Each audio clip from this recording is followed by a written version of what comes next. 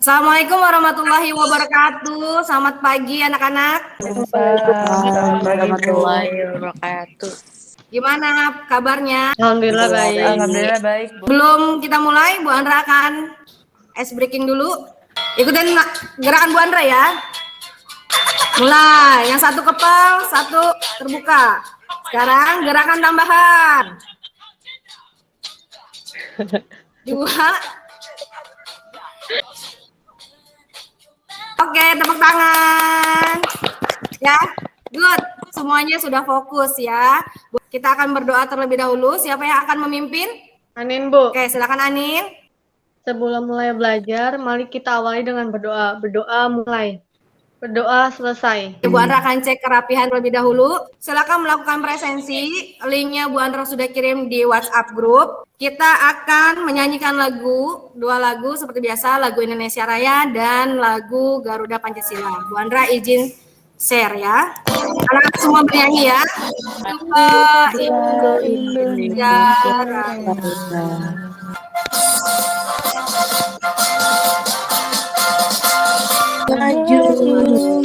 Terima kasih. Materi pekan lalu kita telah mempelajari mengenai bahan-bahan, cara menghitung biaya bahan, dan prosedur pembuatan hidangan dari telur ya anak-anak ya. Bagaimana anak-anak, masih ingat dengan materi pekan lalu? Masih, Bu. Masih ya, sip. Bu Andra akan memberikan beberapa pertanyaan ya kepada anak-anak ya. Oke, untuk pertanyaan pertama, siapa di antara anak-anak yang bisa menguraikan bahan-bahan hidangan omelet French style? Saya, Bu. Ya, Nisrina. Ya, bahan-bahan yang digunakan untuk omelet French style. Untuk pertanyaan yang kedua, setelah anak-anak mengetahui bahan-bahannya, anak-anak akan membuat daftar belanja. Nah, adakah yang bisa menguraikan penjelasan dari daftar belanja? saya Bun. Ya, Asri, silakan. Daftar belanja adalah catatan untuk membeli bahan. Tujuannya Bu Andra mengingatkan ya, selain tadi Asri sudah memberikan pengertiannya, juga memberikan tujuannya, pada daftar belanja ini meliputi beberapa hal. Pertanyaan terakhir, setelah anak-anak ingat bahan-bahannya, masih ingat penjelasan dari daftar belanja, adakah yang bisa menguraikan prosedur pembuatan dari soft boiled egg? Saya, Bu. Ya, yuk silakan. Cara membuat soft boiled egg adalah Kita tepuk tangan dulu dong buat kita semua ya yang masih ingat materi pekan lalu. Hari ini ya kita masih dalam materi hidangan dari telur. KD-nya masih dengan 3.7 yaitu menganalisis hidangan dari telur. Tujuan pembelajarannya. Materi hari ini, metode yang Bu Andra gunakan untuk materi hari ini. Berikut ini Bu Andra akan menayangkan sebuah gambar. Silakan anak-anak amati. Nah, ini gambar apa anak-anak? hidangan dari telur. Hidangan dari telur, ada apa aja di gambar? Ada poached egg. Poached Omelet. egg, betul.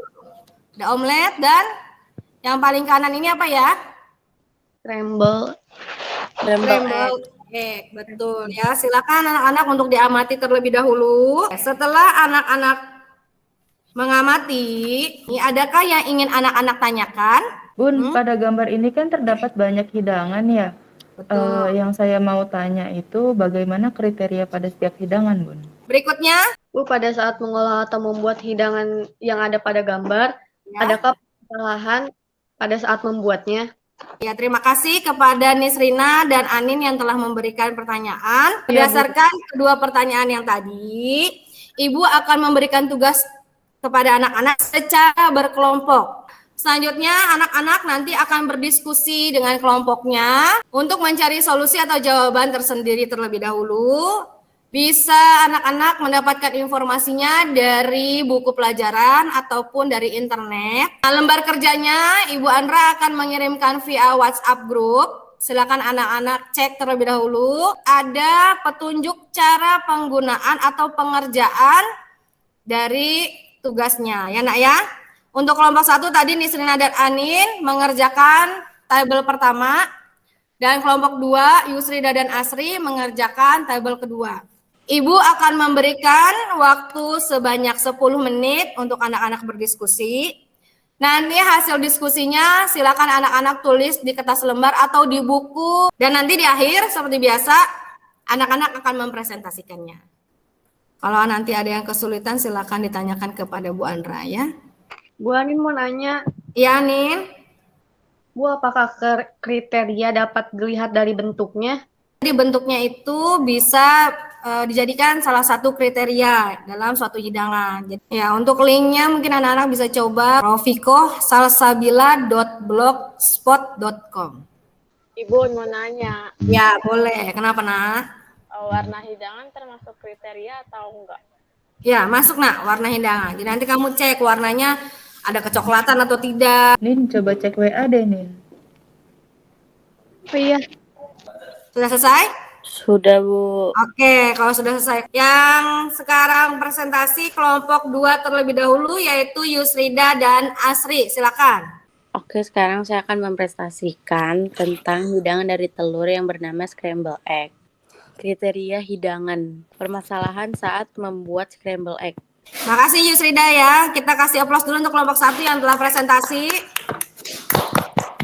Oke, ya Bu Andra akan buka sesi pertanyaan.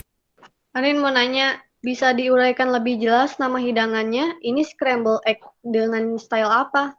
Salah satu kriteria yang disebutkan yaitu tidak kering. Itu gimana caranya biar scramble-nya nggak kering? Salah menggunakan alat merupakan salah satu permasalahan dalam membuat scramble. Mengapa demikian? Makasih nih Serina sama Anin, silakan untuk kelompok 1 menjawabnya. Saya jawab 3 pertanyaan tadi. Nama hidangan tersebut adalah scramble American style. Pertanyaan kedua, caranya apinya kecil dan diaduk terus pada saat memasak. Yang ketiga, karena kalau alatnya salah, pengolahan scramble membuat hasil scramble egg tidak sempurna. Oke, terima kasih ya Asri ya telah menjawab. Boleh kasih tepuk tangan lagi untuk kelompok 1 yang telah menjawab ya, good. Bagus jawabannya, tapi sedikit Bu Andra ulas di sini ya. Kira-kira ada yang bisa menambahkan bagaimana sih caranya supaya scramble egg tidak kering?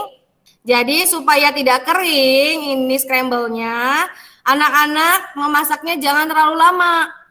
Dan anak-anak harus menambahkan cairan.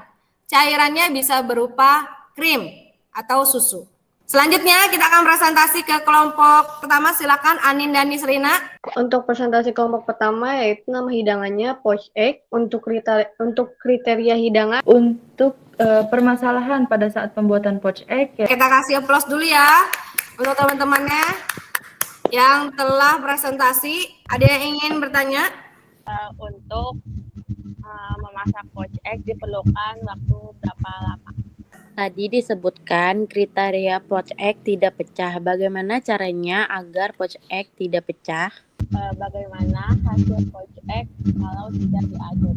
Terima kasih Yusrina dan Asri telah memberikan pertanyaan kepada kelompok pertama. Silakan kelompok pertama untuk menjawab. untuk masak poached egg itu kita butuh waktu 3-5 menit. caranya agar tidak pecah yaitu pertama, telur dipecahkan ke mangkok terlebih dahulu. Yang kedua, airnya tidak mendidih. Hasil dari poached egg apabila air tidak diaduk, yaitu hasil telurnya tidak berbentuk bulat. Makasih Anin sama Nisrina yang telah menjawab pertanyaan dari Ius dan Asri. Di sini Bu Andra akan mengulas sedikit ya. Adakah anak-anak yang bisa menambahkan cara agar poached egg tidak pecah? Ditambahkan cuka, Bu. Iya, betul ya. Dan jangan lupa caranya yang pertama, memilih telur yang fresh. Kita kasih tepuk tangan dulu ya. Ini pertanyaannya bagus-bagus, anak sudah aktif. Jawaban dari pertanyaan-pertanyaan juga cukup bagus ya. Selanjutnya, Bu Andra akan memberikan atau menayangkan materi kita hari ini. Izin Bu Andra share screen ya. Materi yang pertama adalah kriteria hidangan dari telur. Kriteria dari boiled egg. Ini adalah beberapa jenis hidangan. Ada yang mau ditanyakan? Untuk si hidangan devil egg ini menggunakan jenis boiled egg apa ya, Bun? Devil egg ini hanya menggunakan hard boiled egg. Lalu permasalahan atau kesalahan pembuatan boiled egg. Lanjut ke poached egg. Ada 2 jenis cara penyajian dari poached egg. Ada egg Florentine dan egg Benedict. Ini adalah permasalahan pembuatan poached egg. Mengapa egg Benedict dan egg Florentine berbeda? Pertanyaannya bagus. Egg Florentine itu menggunakan bayam di tengahnya.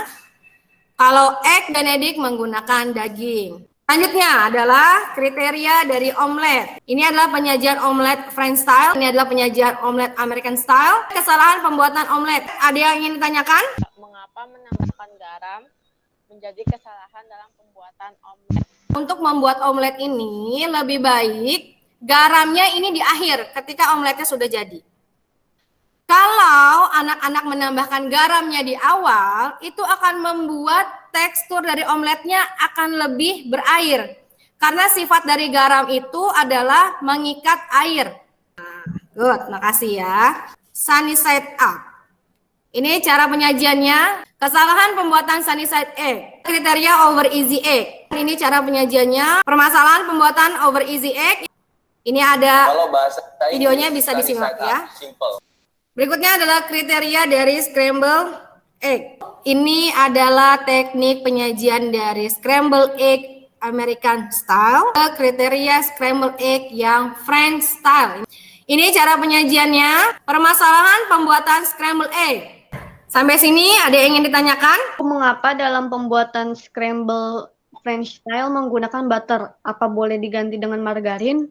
Oke, ya terima kasih Anin ya. Bagus pertanyaannya. Karena di Eropa sana ya, atau khas kontinental itu pakemnya dia menggunakan butter. Banyak menghasilkan produk butter.